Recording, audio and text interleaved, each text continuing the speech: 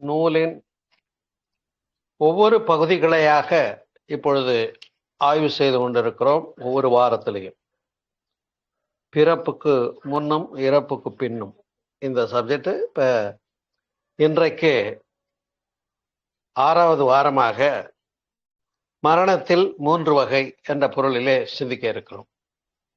ஆம், மரணம் என்று சொன்னாலே பொதுவாக பய உணர்வு ஏற்படுவது இயல்புதான். அது இயல்புதான், அது ஒன்றும் தவறு இல்லை. ஏன்னா ஒரு பதிவுகளையும் இன்ப துன்ப பதிவுகளை மட்டுமே உயிரினுடைய எல்லையாக கட்டி கொண்டு வாழ்கிறது தான் உயிர்களுக்கு மட்டுமல்ல மனிதனுக்குமே உள்ள பதிவாயிடுச்சு, பழக்கமாயிடுச்சு. அப்ப எனக்கு இந்த இன்பம் வேணும்ன்ற நாட்டமும் இந்த துன்பம் வேண்டாம் என்கின்ற ஒரு நிலையும் கூட நாம் அதை எதிர்பார்த்து சங்கல்பம் செய்வதனாலே வாழ்க்கையிலே கஷ்டங்கள் தான். அது இன்பமாகட்டும் துன்பமாக இருக்கட்டும், வந்தா வரட்டும் பார்த்துக்கிறேன்னு நினைச்சு பாருங்க, நாம் அதை வெற்றி கொண்டு விடலாம். கூட ஒரு பாட்டுல வரும், தலைக்கு மேலே வெள்ளம் போனால் ஜான் என்ன முழம் என்ன அப்படின்னு வரும். தலைக்கு மேல வெள்ளம் போறதுன்னு ஆயிப்போச்சு, எனக்கு வாழ்க்கையில இவ்வளவு கஷ்டங்கள் ஆயிப்போச்சு, சரி வரட்டும் பார்த்துக்கிறேன் அப்படின்ற இடம் வந்தா தப்பிச்சுக்க போறோம். அதை விட்டுட்டு அதுக்காக எனக்கு கஷ்டமே வரக்கூடாதுன்னு நினைக்கும் போது தான் வாழ்க்கை துன்பமாகி விடுகிறது, துயரமாகி விடுகிறது. இந்த கடந்த தலைப்புகளில் நம்ம பார்த்த முக்கியமான விஷயங்களை இப்ப ரீசெட் பண்ண பார்க்க வேண்டியிருக்கு.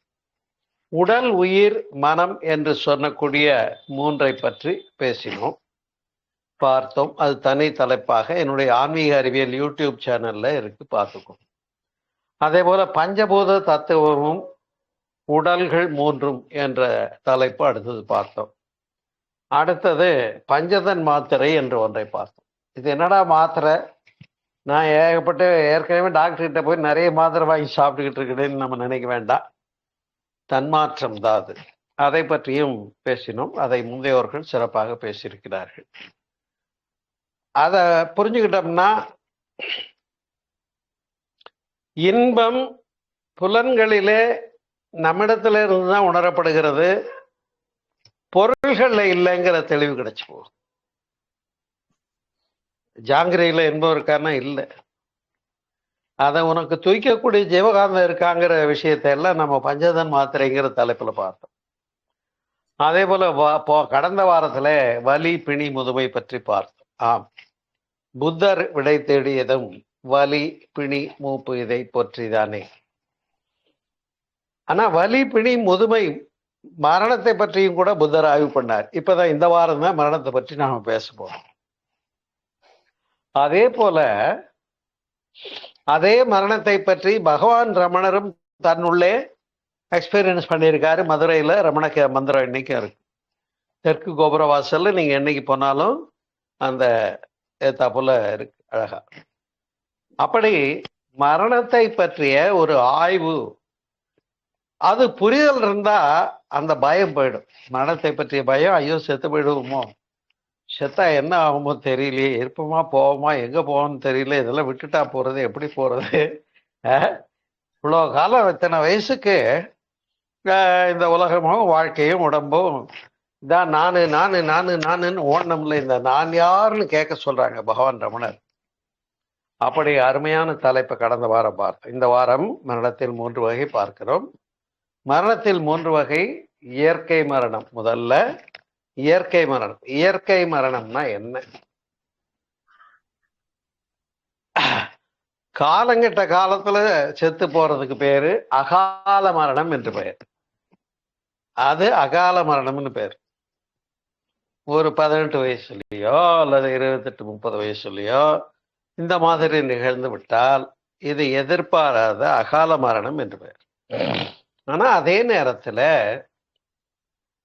இந்த இயற்கை மரணம் என்பது என்ன அப்படின்னா, பிறந்து வளருகிறோம் இல்லையா, குழந்தையா இருக்கும், அப்புறம் 5 வயசாச்சு, கை குழந்தையா இருந்தது 5 வயசாச்சு, 15 வயசாச்சு, இப்படி வளர்ச்சி.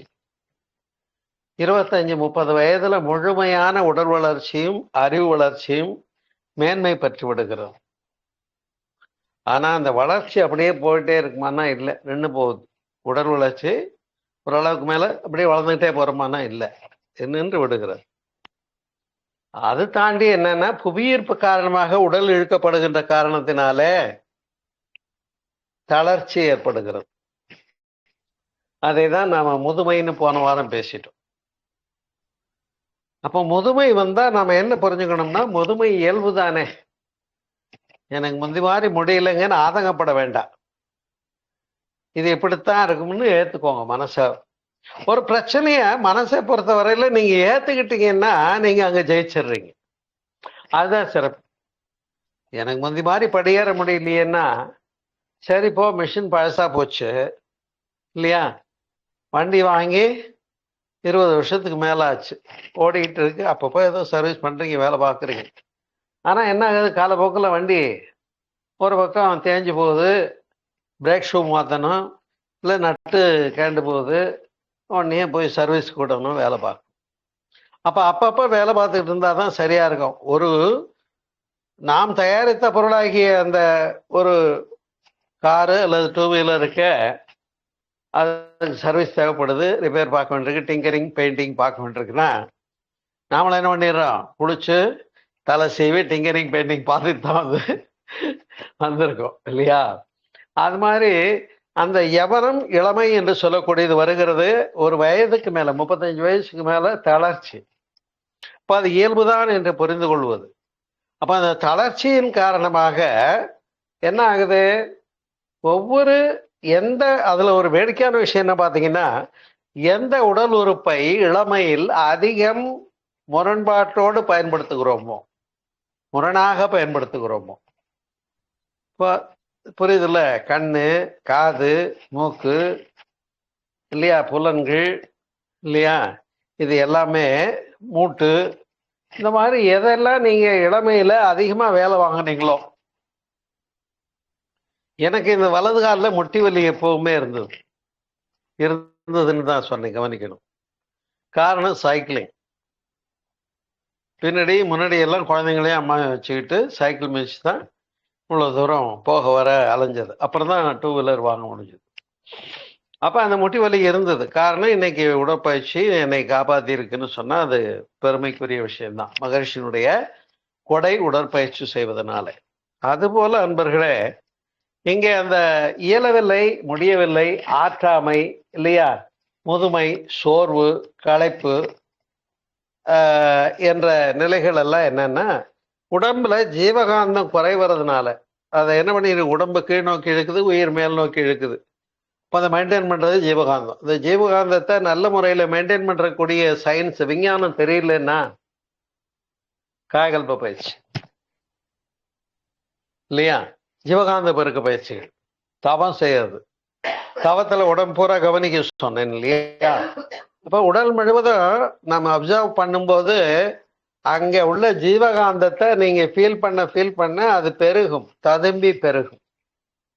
கடந்த வாரங்களில் கூட கைகளில் எப்படி ஜீவகாந்தத்தை உணர்றதுன்னு நான் உங்களுக்கு எல்லாம் சொல்லி கொடுத்தேன்.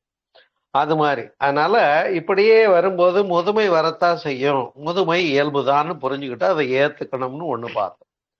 ரெண்டாவது, அது அப்படியே 40, 50, 60 ஆட்டோமேட்டிக் ஆஃபீஸில் கூட என்ன பண்ணி, உனக்கு 60 வயசாச்சுப்பா, 58 வயசாச்சு, போதும் வேலை பார்த்து, இதுக்கு மேலே ஒன்னால முடியாதுன்னு ரிட்டையர்மெண்ட் கொடுத்து அனுப்பிச்சிடுறாங்க இல்லையா. எனக்கு கூட ஒரு வேடிக்கையான கேள்வி, ஆண்களுக்கெல்லாம் ரிட்டையர்மெண்ட் இருக்கு, நான் வீட்டில் வந்து உட்காந்து நிம்மதியாக 3 வேளை சாப்பிட்டுட்டு உட்காந்தே இருக்கேன். ஆனால் பெண்களுக்கு ரிட்டையர்மெண்ட் இல்லைல்ல. ஏன்னா உங்களுக்கெல்லாம் மருமக வந்து செம்மையாக கவனிச்சுக்கிறாங்க, அதனால உங்களுக்கு ரிட்டையர்மெண்ட்டு இருக்குன்னு தான் வச்சு. அது மாதிரி அது ஆமா ஆமா ஆமா ஆமா. இப்ப நீங்க தான் என்ன மைக்ரோ ஃபேமிலி ஆயிட்டீங்கல்ல எல்லாரும். சரி, தனி எலி வளையானாலும் தனி வளை வேணும்னு கேக்குறீங்கல்ல, அதனால இந்த நிலைமை நீங்க தான் அனுபவிக்கணும். ரைட்டு. அதனால என்னன்னு கேட்டா, இப்ப இந்த முதுமை என்பதை ஏற்றுக்கொள்ளுங்கள் மனதளவுல. ஒண்ணு, இதிலிருந்து மீள வேண்டும் என்றால் உடற்பயிற்சி, நடைப்பயிற்சி, உணவில் ஆரோக்கியம், எல்லா விதமான சரிவிகித உணவு, இதெல்லாம் பின்பற்றினா இருக்கிற வரைக்கும் நல்லா இருக்கணும். ஜீவகாந்த பெருக்க பயிற்சிகள், உடற்பயிற்சி, காய்கறி பந்தெல்லாம் சிறப்புன்னு பார்த்தோம். அன்பு உள்ளங்களே, இப்படியே இருந்துட முடியுமான்னு கேட்டா ஆரோக்கியமாவே இருந்துட முடியுமா? இல்ல. இன்னும் 60 ஆச்சு, 70 ஆச்சு, 75 ஆச்சு, 80 ஆச்சு, 90 ஆச்சு. இப்ப என்ன ஆகுது? முன் போல இயங்க முடியவில்லை. பெட் அவுட் எந்திரின்னா உடம்பு எந்திரிக்க மாட்டேங்குது. சம்டைம்ஸ் பெட் ரிடன் ஆயிடுவாங்க. அப்புறம் அவங்களுக்கு முன்போல சாப்பிட முடியாது. அப்ப லிக்விட் ஃபுட்டா கொடுக்க வேண்டியிருக்கும். இப்படி எல்லா செயல்பாடுகளும் குறைந்து கொண்டே வந்து எனக்கு தெரிய ஒரு பிராமண ஐயா அவங்க ஆரம்பத்துல இருந்து அந்த நடைமுறை வாழ்க்கை பழக்கங்கள்லாம் ஒழுங்கா கடைபிடிச்ச ஒரு அந்தனர். அதனால அவருக்கு வயசு 85 ஆச்சே தவிர முடியாம படுத்திருக்காரு. ஆனா வந்து உயிர் பிரியல. அப்ப நாங்கள் என்னுடைய வழக்கப்படி தேவைப்பட்டா அவருக்கு இறைநிலை இணைப்புக்காக பிரார்த்தனை செய்வோம்னு அதை நடத்தணும். ஒரு வாரத்துல அவர் மேல போய் சேர்ந்துட்டார். இப்படி உண்டான்னு கேட்காதீங்க, நான் செஞ்சிருக்கேன். சரி, அப்ப அது வாழ்த்துதல், அந்த உயிர் வந்து இறைநிலையோடு அமைதி பெறட்டும்னு வாழ்த்துறது நல்லது தானே, இருந்து துன்பப்படுறதுக்கு. அப்ப எவ்வளவு நாளைக்கு தான் ஆஸ்பத்திரி கூப்பிட்டு போனேன், முடியல. அப்புறம் வைத்தியம் பார்த்தேன், 4 நாள் அங்க ஆஸ்பத்திரி கலைஞ்சேன். அப்புறம் வீட்டுக்கு கூப்பிட்டு வந்தேன், அப்புறம் கொண்டு போனேன்னு அவங்க அன்பர் என் கூட வேலை பார்த்தவர் அவர் தான் வருத்தப்பட்டார். என்னங்க அடிக்கடி லீவ் போடுறீங்க, உங்க டியூட்டியை சேர்த்து நான் பாக்குறேன்னு. இவன் எங்க அப்பாவுக்கு முடியலைங்க. அதுதான் இந்த கதை. எதுக்கு சொல்ல வரேன்னு சொன்னா, இப்படி ஒரு வயதுக்கு மேல இயங்க முடியவில்லைன்னு ஆகி புலன் இயக்கங்கள் எல்லாம் குறைந்து கொண்டே வந்து ஒடுங்கி முன்போல திட உணவு சேர்க்காது, திரவ உணவு தான் ஏற்கும். அப்புறம் அதுவும் குறைஞ்சு போகும். அப்புறம் மேட்டு வைத்து டெத்து.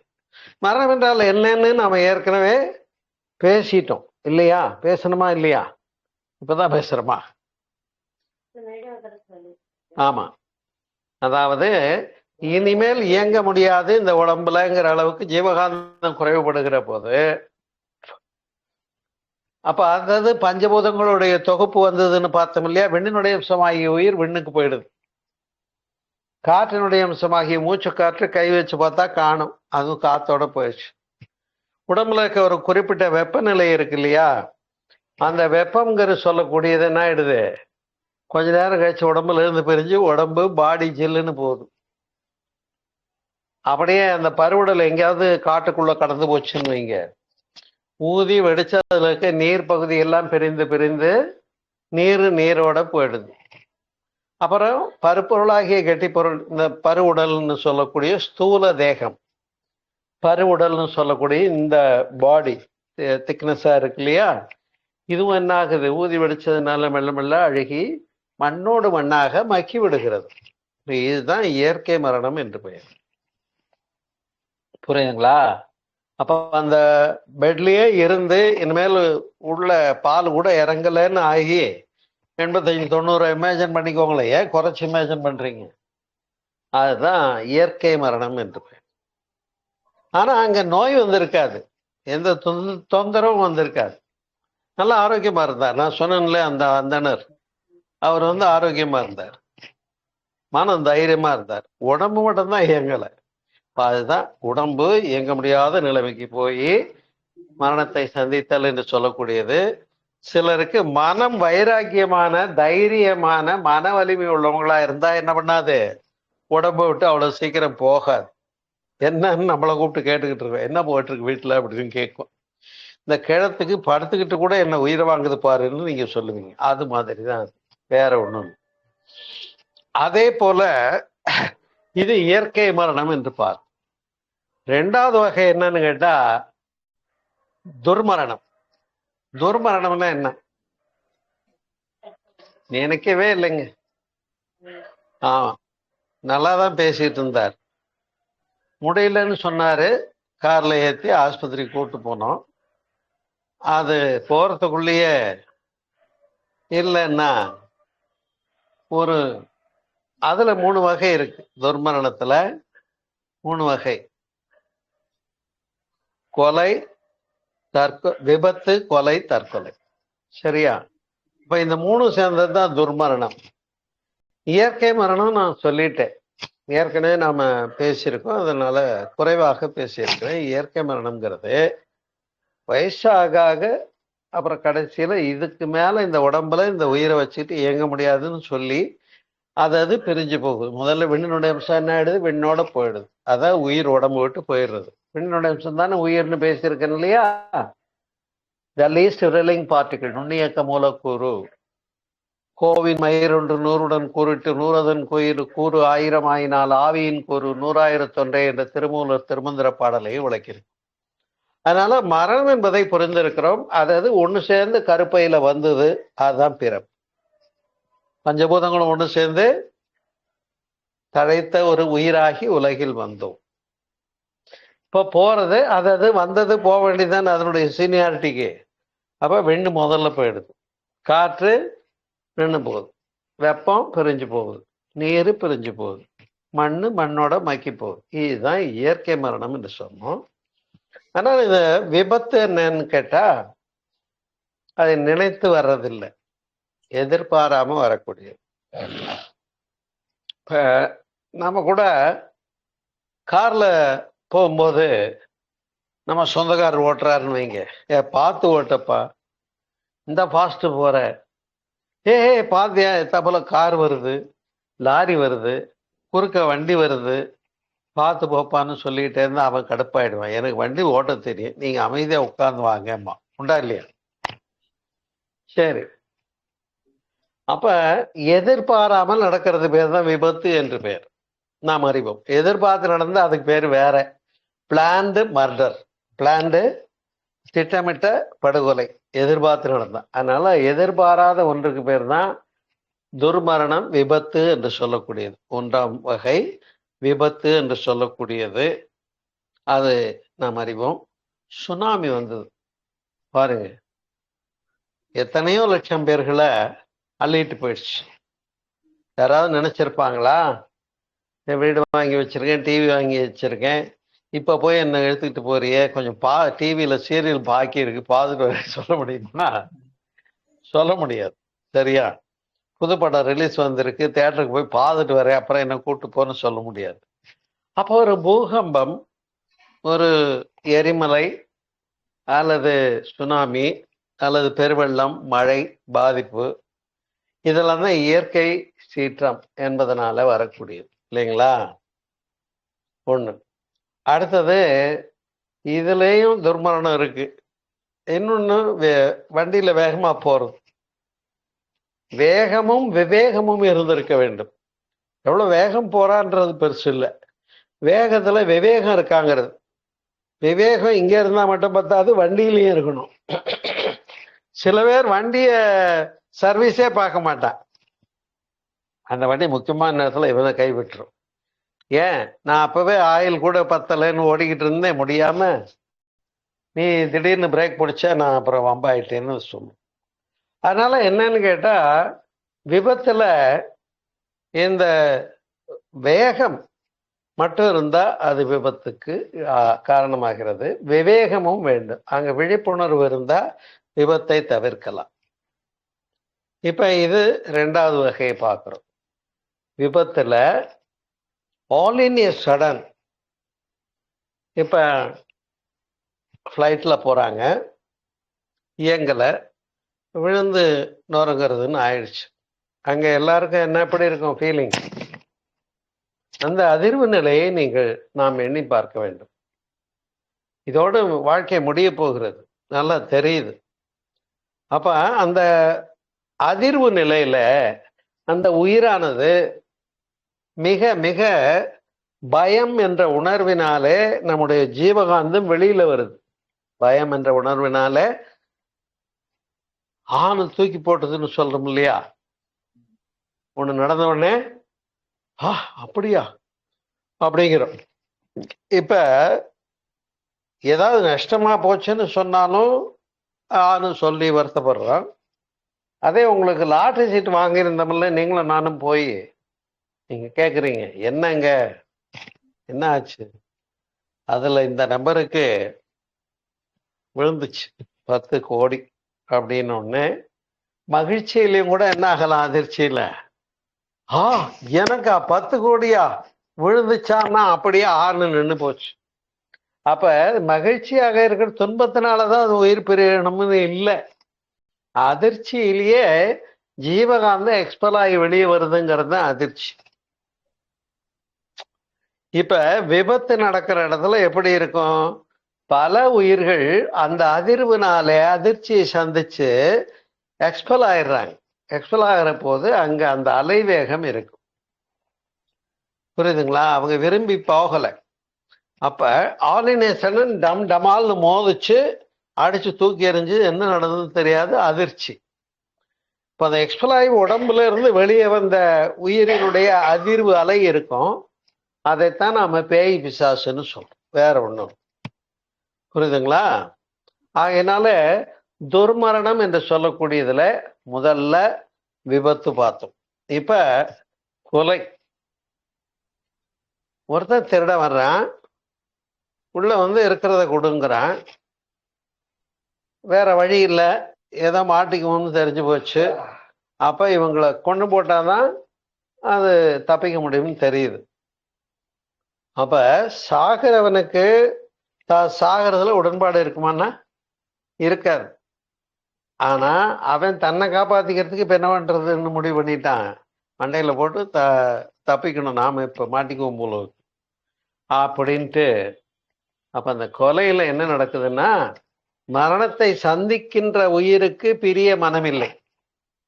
மரணத்தை தருகின்றவர், உண்டு பண்ணுகிறவருக்கு, கொலைகாரனுக்கு மனம் எருகி போன காரணத்தினால அங்கே அந்த மனம் அப்படித்தான்றதை புரிஞ்சுக்கணும். ஆக மொத்தத்துல இந்த கொலை என்கிறதுல கொலை உண்ணப்படுகிறவனுக்கு பிரிந்து போக விருப்பம் இல்லை. அதுதான் அங்க இருக்கிற முக்கியமான விஷயம். ஆனா அவனை கொலை செய்ய அவன் என்ன நினைப்பான், ஐயோ நான் இருக்கணும்னு நினைக்கிறேன், என்ன கொல்றானேன்னு நினைப்பான் பாருங்க. அந்த அதிர்வு அலை தான் நம்ம பேய் பிசாசுன்னு சொல்றோம், வேற ஒண்ணு. இருக்கணும்னு அவன் நினைக்கிறான், இவன் அவனை சாகடிக்கிறான், அந்த வித்தியாசம். இது கொலையில வரக்கூடிய சிலது. தற்கொலை. தற்கொலை எதுக்கெல்லாம் பண்ணிக்குவாங்கன்னு ஒரு ஆராய்ச்சி பண்ணி பார்ப்போமே. உடம்புக்கு நோய், ஒரு வயிற்று வலி, கொடுமையான வயிற்று வலி, தீரல மருந்து சாப்பிட்டு, ஏதோ ஒரு நோயினால எவ்வளவு மருந்து சாப்பிட்டும் தீரல, அதுக்காகவா இருக்கலாம். இதுக்கு மேல இந்த உடம்புல இந்த துன்பத்தை சகிக்க முடியாதுன்னு சூசைட் பண்ணிக்கிறாங்க இல்லையா?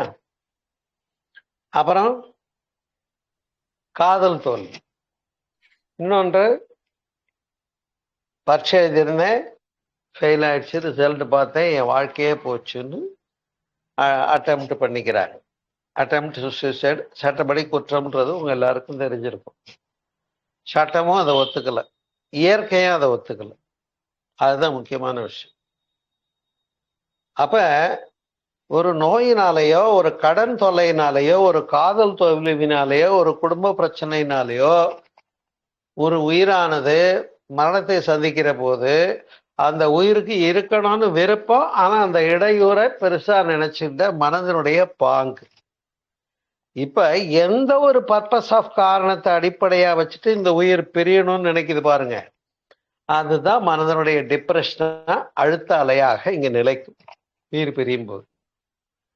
அப்ப அது அலை வந்து என்னன்னு கேட்டா, இப்ப இங்க பூஜையில பத்தி ஏற்றி வச்சிருக்கு, அந்த பத்தியினுடைய வாசனை எப்படி இருக்கும், அது எரிஞ்சு முடிகிற வரைக்கும் இங்க வாசனை இருக்கும். எரிஞ்சு முடிஞ்சா கூட கொஞ்சம் வாசனை இருக்கும். ஆனா அதுக்கப்புறமா 4 மணி நேரம் கழிச்சுங்க இந்த வாசனை இருக்குமானா இருக்காது.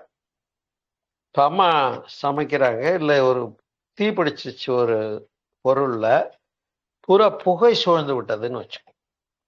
புகை சூழ்ந்து வச்சுன்னா அந்த புகைன்றதே எப்படின்னா அதனுடைய இயல்பு மேல் நோக்கி தான் இருக்கும். புகையில தப்பிக்கிறது எப்படி தெரியுமா? ஒரு தீ விபத்து நடந்த வீட்டுல புகை தப்பிக்கிறதுக்கு வழி என்ன சொல்லுவோம் தெரியுமா? புகையா போச்சுன்னா கீழே குனிஞ்சு மண்டி போட்டுட்டு இல்லை தவழ்ந்து போங்கன்னு சொல்லுவாங்க தப்பிக்கிறதுக்கு. ஏன்னா மேல புகை இருக்கும், கீழே கொஞ்சம் பார்க்க முடியும், அப்ப தப்பிச்சு போற வழி. அது மாதிரி தட் வேவ்ஸ் இப்போ எப்படி புகை சொன்னோம், அது கொஞ்ச நேரம் கழிச்சு டிசால்வ் ஆயிடுது. பத்தி வாசனை அது ஒரு 1.5 மணி நேரம் 2 மணி நேரம் கழிச்சு டிசால்வ் ஆயிடுது இல்லையா? அந்த நாத்தம் போயிடுது. கதவெல்லாம் திறந்து வச்ச உடனே புகையெல்லாம் போயிடுது. அதுபோல அதனுடைய அடர் நிலைக்கு ஏற்றவாறு உயிரினுடைய அழுத்த அலை இங்கே ஆவின்னு சொல்றோம், பேய் பிசாசுன்னு சொல்றோம். அது அது என்ன ஒரு காரணத்துக்காக அந்த உயிர் பிரியும் போது எது கிடைக்கலன்னு நினைச்சதோ அதுக்காக ஏங்கிய ஒரு வருத்த அலை தான் நாம ஆவி பேயின்னு சொல்றோம். இப்ப துர்மரணத்துல விபத்துல எப்படி அது அதிர்வலையா மாறுதுன்றது பார்த்தோம்.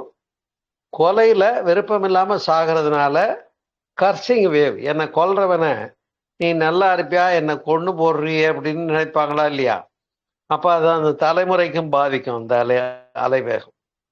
3வது விபத்து, கொலை, தற்கொலை. தற்கொலையில எதை அடைய முடியவில்லை என்று எண்ணி மெட்டிடத்து இவங்களா தேடிக்கிறாங்களோ அப்ப அந்த அழுத்தம் இருக்கலாம். வாழ விருப்பம் தான், ஏதோ ஒன்று கிடைக்கலன்னு தான். அப்ப கிடைக்கலைங்கிறது அங்க டிப்ரெஷன் ஆயிக்குது. அந்த டிப்ரெஷன் தான் எண்ண அலை அழுத்தம்னு சொல்றோம். இப்ப துர்மரணத்துல நிச்சயமாக அலைவேகம் இருக்கிறதுக்கு வாய்ப்பு இருக்கா? துர்மரணத்துல அலைவேகம் இருக்கிறதுக்கு வாய்ப்பு இருக்கு. இப்ப உங்களுக்கு தெரியுமோ என்னமோ, விக்கிரவாண்டின்னு ஒரு ஊர், அங்க ஆவிகள் பேசுற ஒரு நபர், விக்கிரவாண்டி ராமமூர்த்தி, ரொம்ப நாள் ஆச்சு ஞாபகம். அவர் ஆவி உலகத்தை பற்றி புத்தகங்கள்லாம் எழுதியிருக்கார். நான் படிச்சிருக்கேன், படிக்கிற காலத்திலேயே காலேஜ்லயே திண்டிவனத்துல. அவர் ஒரு முறை ஆவி உலகம் பற்றிய நம்பிக்கை பற்றிய நம்பிக்கையாளர்கள் மாநாடு ஒன்று நடத்துறார். ஆவி உலகம் பற்றிய நம்பிக்கை கொண்டவர்களுடைய மாநாடு ஒன்று நடத்துறார். நம்பிக்கை இருக்கிறவங்க எல்லாம் வாங்க. அதுல மாநாட்டுல பேசும்போது என்ன சொல்றாரு, இங்கே வந்திருக்கக்கூடிய இன்னாரவர்களேன்னு எல்லாரையும் சொல்லிட்டு, மேடையில் இருக்கவங்களை எல்லாம் சொல்லிட்டு, இன்னும் இங்கே வந்திருக்கக்கூடிய நம்பிக்கை உரிய மக்களே, இங்க வந்திருக்கக்கூடிய ஆவி உலக பெருமக்களேன்னு சொல்றார். காரணம், இந்த ரீட்டைன் இமேஜ் எங்க இல்லைன்னு கேட்டா எங்கும் இருக்கு. புரியுதுங்களா? ஆனா அரண்டவ கண்ணுக்கு இருண்டதெல்லாம் பேய், தைரியக்காரனுக்கு பேய் பாதிப்பு இல்லை. அப்ப பயந்தோம்னா நம்முடைய சூட்சும வெறி பயத்துல வெறியுது இல்ல. உதாரணத்துக்கு ஐயோ பாம்புன்ட்டு என்ன சொல்றேன், நீங்க என்ன பண்றீங்க, காலை உங்களை அறியாம மேல தூக்கிடுறீங்க. ஐயோ பாம்புன்னு சொல்லிட்டேன், தானே தூக்கிட்டீங்க. அவங்க பார்த்தா இப்படியே ஓட்டமே பிடிச்சிட்டாங்க. அப்ப அந்த பாம்பு என்ற சொல் என்ன பண்ணுதுன்னா, இங்க கிளான்ஸ் வேலை செய்யுது. உடனே ஏந்திர ஓடு, தப்பிச்சுக்கோ, காப்பாத்திக்கோன்றது தான் ஏற்படுற இயற்கையான உந்து சக்தி. அது இப்போ பயம்ன்றது என்னன்னா, நல்ல வகையில் அதை பயன்படுத்திக்கணும். உயிர் வாழ செத்து போயிடுமோன்ற பயம்னா எச்சரிக்கையா வாழ்ந்துக்கணும். அப்ப ரோட்ல போகும்போது கவனமா போகணும், அடுப்புல வேலை செய்யும்போது கவனமா செய்யணும். எப்ப வேணாலும் துர்மரணம், விபத்து, கொலை இதெல்லாம் வர்றதுக்கு வாய்ப்பு இருக்கு. அதனால அன்பு உள்ளங்களே, இந்த 3ஐயும் என்னன்னு இப்ப பார்த்துட்டோம். இந்த விபத்து, கொலை, தற்கொலையில அலைவேகங்கள் நின்று போகுமானால் அதுதான் நம்ம ஆவி பேய் பிசாசுன்னு சொல்றோம். ஆனால் எந்த ஒரு மனிதன் தன்னுடைய மனதை பொறுத்தவரையில நல்ல நம்பிக்கையும் இறை உணர்வும் இறைநிலை என்னை காப்பாற்றுகிறதுன்ற ஸ்ட்ராங் பிலீஃப், அதான் தன்னம்பிக்கை அல்லது இறை நம்பிக்கை வச்சுக்கோங்க. என்னை கடவுள் காப்பாத்துறான்னு நீங்க எந்த அளவுக்கு நம்புறீங்களோ அந்த அளவுக்கு அந்த அலைவேகங்கள் வேண்டாதது உங்களை பாதிக்காது. சரியா? அதே போல எந்த பேயும் ஒண்ணு இப்ப நான் நினைச்சிருக்கேன், இந்த பேய் பிசாசுன்னு சொல்றாங்களே, நம்ம ஒருக்க கூட பார்த்ததே இல்லையே. சரிங்களா? ஏன்னா அப்பவே நான் ஹைஸ்கூல்ல படிக்கும்போது நல்ல ஒரு புது பாதையில கும்மிருட்டுல, பாதை கூட சரியா இருக்காது, ஒரே முள்ளு காடா இருக்கும், அதுல ஒத்தடி பாதை வழியெல்லாம் போயிருக்கேன். ஏன்னா அது இளங்கன்று பயமறியாதுன்னு போறேன்னா என்ன தெரியாது, அந்த பய உணர்வுங்கிறது நான் எடுத்துக்கொள்ளவில்லை. அப்ப அந்த அச்சம் என்பதுதான் அங்கே இடையூறாகிறது. அதனால்தான் பயந்தவனுக்கு இருண்டதெல்லாம் பேயின்னு சொன்னாங்க, நம்பினவனுக்கு நடராஜா, நம்பாதவனுக்கு யமராஜா. கரெக்டா சொல்லிட்டாங்க, அவங்களுக்கு 10 மார்க். பதில் சொன்னவனால். சரியா? அதனால உன்னுடைய நம்பிக்கை உன்னை ரட்சித்ததுன்னு தான் இயேசுநாதரும் பைபிள்ல சொல்றார். அப்ப நம்பிக்கை இருக்கிற போது உயிர்களினுடைய அலைவேகங்களுடைய பாதிப்பு என்ன பண்ணாது. இங்கேயா பேய் விசுவாசம் இருக்கலாம், நம்ம பேசுற இடத்துல வேண்டாத அலைவேகங்கள் இருக்கலாம். ஆனா நம்ம வீட்டுல தவம் பண்றோம், நல்ல பூஜை பண்றோம், தெய்வீகமா வச்சிருக்கோம்னா இங்க இருக்காது. ஆனா வேற அலைவேகங்கள் இருக்கலாம். அப்ப நாம போல்டா இருந்தா அது நம்மை பாதிக்காதுங்க. முக்கியமான விஷயம். நாம் அஞ்ச தேவையில்லை. அது எது வேணாலும் வரட்டும், பார்த்துக்கிறேன். பேய் தானே. இப்ப நான் என்ன சொல்லுவேன்னா, பேய் தானே, சரி அது பேய் ஏன் ஆச்சு, சூசைட் பண்ணிக்கிட்டு பேய் ஆயிடுச்சு. முதலே சொல்லியிருந்தா உனக்கு என்ன கஷ்டமோ அதுக்கு கவலை ஒழித்தல் என்கிட்ட சப்ஜெக்ட் இருக்கு, நான் நடத்தியிருப்பேன். அப்ப நீ அந்த கவலைக்காக போய் சூசைட் பண்ணிக்கிட்ட. என்ன நோய் கவலை, கடன் கவலை, குடும்ப பிரச்சனை கவலைன்னு சொல்லும் இல்லையா? இதுக்கெல்லாம் என்கிட்ட வந்திருந்தா குடும்ப அமைதி, கவலை ஒழித்தல், உடல் நலத்துக்கு பயிற்சிகள் எல்லாம் சொல்லி நீ செத்து போக வேண்டிய அவசியம் இல்லை, ஏன் பயந்து நீ செத்து சூசைட் பண்ணிக்கிற, தைரியமா இருன்னு சொல்லியிருப்பேன். அப்ப கோழைகள் தான் சூசைட் பண்ணிக்குவாங்க. யார் சூசைட் பண்ணிக்குவாங்க? கோழைகள் தான் சூசைட் பண்ணிக்குவாங்க. அப்ப நம்பிக்கை இருந்தால் இந்த அலைவகங்களுக்கான பயப்பாடு இல்லை என்று சொல்லி, இந்த அளவில் ஒரு நல்ல ஒரு விஷயம். இது பிராக்டிக்கலா நம்ம சந்திக்கக்கூடிய விஷயங்கள் தான். துர்மரணத்துல கொலை, தற்கொலை, இது விபத்து, கொலை, தற்கொலை. விபத்துங்கிறது மீண்டும் சொல்றேன், முற்றிலும் எதிர்பாராம நடக்கிறது. அப்ப கார் ஆக்சிடென்ட் டம்முன்னு அடிச்சிருச்சு, உடம்புல இருந்து ரத்த பெருக்கு வெளியேறுது, இனிமேல் பிழைக்க முடியாதுன்ற அளவுக்கு ஜீவகாந்தமும் அந்த இரத்தப்போக்கும் மற்ற வெளிப்பாடுகள் ஆயிடுச்சுன்னு சொன்னா, இதுக்கு மேல விண் இருக்க முடியலன்னு கடைசியில் அந்த எழுத்து கடைசியில் இறந்து போறத பார்த்திருப்போம். அப்ப அதுதான் அந்த மன அதிர்வு அலை. இப்ப யார் ஒரு பயந்து நின்னார் பாருங்க, அதை வேடிக்கை பார்த்துக்கிட்டு. பயந்து நின்னவர், இவர் பயந்து, நிறைய பேர் பார்த்தாங்க, எல்லாம் தைரியமா பார்த்தாங்க, ஒருத்தர் மட்டும் பயந்துகிட்டு பார்த்தார். அந்த பயந்தவருங்க என்ன வரும், இங்க அதிர்வு இருக்கும், பய அதிர்வு. பயம்னாலே ஷாக் தானே. ஹான்னு சொன்னானா அப்படின்னு போச்சான்னு சொன்னேன் இல்லையா? அப்ப அந்த ஷாக்கு உள்ளவங்களுக்கு இவங்க சூட்சமம் வெளியில வரையும் போது, பயந்து இவங்களுடைய சூட்சமம் வெளியே வரையும் போது, அங்க அந்த ஆக்சிடென்ட்ல அந்த சூட்சமம் விரிஞ்சது இல்லையா, அது என்ன பண்ணுது, திரும்ப அந்த அலை, இறந்து போன விபத்துல இறந்து போனவங்களுடைய அதிர்வலை இந்த பயந்தவருடைய சோல்ல அட்டாச்சு சோல் ஆகிறதுக்கு வாய்ப்பு இருக்கு. இந்த அட்டாச்சு சோல் குறிப்பாக, அதனாலதான் கருவுற்ற பெண்கள் என்ன பண்ணக்கூடாது, பயப்படுற அளவுக்கு ஒரு தனி வழி பாதை போறதோ, இருட்டில் வெளியே போறதோ, பின்பக்கம் கதவு போகிறதோ வேணான்னு சொல்லுவாங்க. கிராமப்புறங்கள்ல நீங்க தெரிஞ்சிருப்பீங்க. ஜேர்னி கூட வேணான்னு சொல்லுவாங்க, புது இடத்துக்கு போறது. அப்போ பயப்படும் போது நம்முடைய ஜீவகாந்தம் ஆலினஸ் சடன் வெளியே வர்றதுனால அங்க திரும்பி ரீபோசஸ் ஆயிடும். ஓ, நான் பாம்புன்னு நினைச்சிட்டேங்க, ஒண்ணும் இல்லை, கயிறு தான் கிடக்குதா, அது வழுவழு நைலான் கயிறு காலில் விட்டுதான் நான் பாம்புனே பயந்துட்டேன். இப்ப தன்மயத்துக்கு வந்துட்டீங்க. ஆனா பயப்படும் போது நம்ம ஜீவகாந்தம் எக்ஸ்பெல் ஆகுதுன்னு சொன்னோம் இல்லையா? இப்ப தன்மயத்துக்கு நீங்க வந்துட்டா வெளியில எக்ஸ்பெல் ஆன ஜீவகாந்தம் ஒரு 25% வெளியேறுச்சுன்னா அதுல ஒரு 5% ரெக்கவர் ஆகாது, வேஸ்ட் தான். திரும்பி 20% தான் உள்ள போகுது. நீங்க சகஜத்துக்கு வந்துட்டா கூட அந்த பயந்த அதிர்வு எனக்கு ரொம்ப பலகீனமா இருக்குன்னு சொல்லுவோம் இல்லைங்களா? அந்த பயந்ததுனால எனக்கு அப்படியே படபடன்னு ஆடி போச்சு, ரொம்ப டயர்டா இருக்குன்னு ஃபீல் பண்ணுவோம்ல.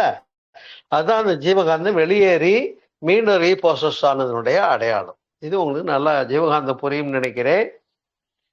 மரணத்தில் 3 வகைன்னு சொன்னேன், விபத்து, கொலை, தற்கொலை, இது 3 வகை. இயற்கை மரணம், துர்மரணம் 2ஐ பார்த்துட்டோம்.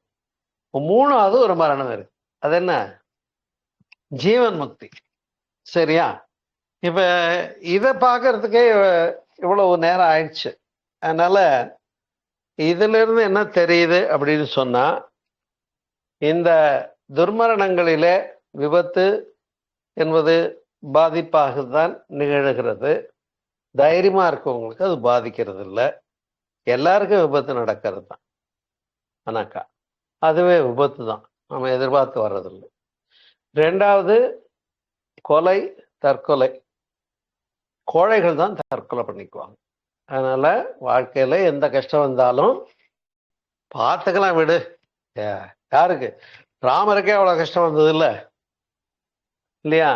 பஞ்சபாண்டவர்களுக்கே போய் மறைவா வாழ வேண்டிய வனவாச பீரியட்லாம் வந்தது இல்லை அப்படின்றத நினைக்கும் போது நமக்கு வாழ்க்கையில பிரச்சனைகளும் கஷ்டங்களும் இயல்புதான் நினைக்கணும். வாழ்க்கையில கஷ்டமே வரக்கூடாதுன்னு நினைச்சாதான் பயம். அதனால அந்த பயத்தை விட்டுட்டீங்கன்னா அந்த பயம் உங்களை ஒன்றும் பண்ணாது. வேற ஒன்றும் இல்லை. நீங்க தைரியமா இருந்தா, அச்சப்படாம இருந்தா, அந்த அச்சம் உங்களை பாதிப்பு செய்யாது என்பதை புரிந்து கொள்வதற்கு தான் மரணத்தை பற்றி சிந்திக்க வேண்டியிருக்கிறது. எனவே மரணம் என்பது நிகழ வேண்டிய ஒன்றுதான், நிகழ்ந்தே தீரும், அனுபவிக்கவே வேண்டியதுதான். இல்லை நான் சாகவே மாட்டேங்க, என்ன மட்டும் கொஞ்சம் விட்டுருக்கேன்னு கேட்டு பாருங்களேன். முடியுமா? அதனால தான் நான் சொல்லுவேன், இரவு வீட்டுக்கு போகும்போது அங்கே கொட்டிக்கிட்டு இருப்பான். அவன் எப்படி கொட்டுறானா? டொண்டு நக்கு நக்கு டொண்டு நக்கு நக்கு டொண்டு நக்கு நக்குன்னு அடிச்சிட்டு இருக்கான். என்ன சொல்றது அது? உண்டு உண்டு உனக்கு உனக்கு உண்டு உண்டு உனக்கு உனக்கு உனக்கும் இது மாதிரி ஒரு நாளைக்கு உண்டுப்பான்னு நாம நினைச்சு பார்க்கணும். எனவே அதுதான் நிலையாமைன்னு வள்ளுவர் ஒரு அதிகாரமே பேசியிருக்காரு. முடிஞ்ச அடுத்த வாரம் அந்த நிலையாமையை சேர்த்து ஜீவன் முக்தியை பற்றி பேசுவோம் என்று சொல்லி, இதோடு இந்த இனிய மாலை போதிலே உங்களோடு நல்லதொரு தலைப்புல உரை நிகழ்த்துவதற்காக வாய்ப்பு கிடைத்தமைக்காக மகிழ்ச்சி அடைகிறேன். இந்த நூலுடைய ஒவ்வொரு பகுதியாக, ஏன்னா நூலில் நான் 1.5 பக்கம் 2 பக்கம் தான் பேசியிருப்பேன். அதை இவ்வளவு தூரம் விரிவாக பேச சந்தர்ப்பம் கிடைத்தது, வாய்ப்பு கிடைத்தது. நான் அப்புறம் பேசுறேன் என்று சொல்லி உரையை நிறைவு செய்கிறேன். நீங்களும் உங்கள் அன்பு குடும்பமும் மன வலிமை, நம்பிக்கை, ஆரோக்கியம், தைரியம், பேராற்றலோடு இணைப்பு பெற்றால் எந்த பாதிப்புகளும் நம்மை அணுகாது என்று கூறி இந்த மரணத்தின் 3 வகையில இன்னும் தொடர்கிறேன். மறந்துடாதீங்க, அடுத்த வாரம் ஜீவன் முக்தியை தனியா 3 வகையா இதை இப்ப பேசி இருக்கணும். காரணம் என்னன்னா, ஜீவன் முக்திங்கிறது ஒரு ஒண்டர்ஃபுல் சப்ஜெக்ட். அதனால அதை விரிவாக பின்னாடி பார்ப்போம் என்று சொல்லி நிறைவு செய்கிறேன். நன்றி, வணக்கம். நீங்களும் உங்கள் அன்பு குடும்பம் எல்லா வளங்களும் பெற்று சிறப்பாக வாழ இறைநிலை இணைப்பில் மனம் வைத்து வாழ்த்தி மகிழ்கிறேன். நன்றி, வணக்கம். வாழ்க வளமுடன், வாழ்க வளமுடன், வாழ்க.